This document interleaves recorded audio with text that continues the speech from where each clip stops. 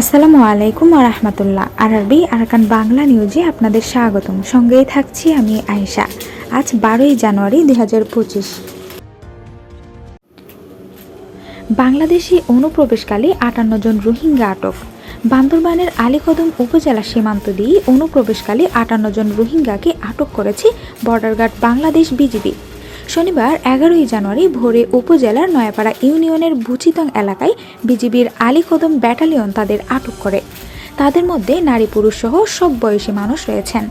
Police ও স্থানীয়রা জানান, বাংলাদেশি কয়েকজনের সহায়তায় মিয়ানমার থেকে পালিয়ে বেশ কিছু রোহিঙ্গা বাংলাদেশে অনুপ্রবেশ করছে এমন সংবাদের ভিত্তিতে অভিযান চালান বিজিবির সদস্যরা। পরে অবৈধ অনুপ্রবেশের সময় 58 জন রোহিঙ্গাকে আটক করেন তারা।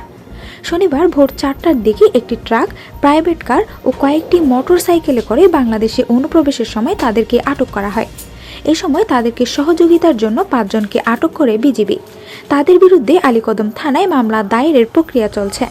রোহিঙ্গাদের মিয়ানমারে ফেরত পাঠানোর প্রক্রিয়াও চলছে বলে জানা গিয়েছে। আলীকদম থানার ভারপ্রাপ্ত কর্মকর্তা মির্জা জহির উদ্দিন বলেন, মিয়ানমারের রোহিঙ্গা নাগরিকদের আটক করার খবর পেয়েছে, তবে থানায় এখনও মামলা দায়ের হয়নি।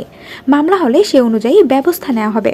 উল্লেখ্য, মিয়ানমারের বিদ্রোহীদের সঙ্গে সে দেশের সরকারের চলমান বিবাদের জেরে রোহিঙ্গারা আশ্রয় নেওয়ার জন্য পালিয়ে বাংলাদেশে অনুপ্রবেশের চেষ্টা করছে বহুদিন ধরেই।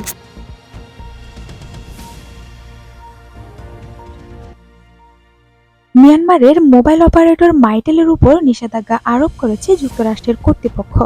মিয়ানমার সামরিক বাহিনীর সঙ্গে কোম্পানিটির আর্থিক সম্পর্ক থাকাকে নিষেধাজ্ঞার কারণ হিসেবে উল্লেখ করা হয়েছে। যুক্তরাষ্ট্রের বাণিজ্য দপ্তর মাইটেলকে নিষেধাজ্ঞা প্রাপ্তদের তালিকায় যুক্ত করে জানিয়েছে, কোম্পানিটি মিয়ানমারের সেনাবাহিনীকে নজরদারি সেবা এবং আর্থিক সহায়তা দিয়ে আসছে।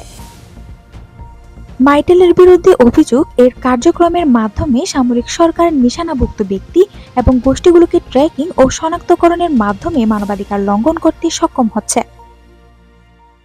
তালিকায় অন্তর্ভুক্ত হওয়ার ফলে মাইটেল কার্যত একটি বাণিজ্য অবরোধের মুখে চলে গিয়েছে।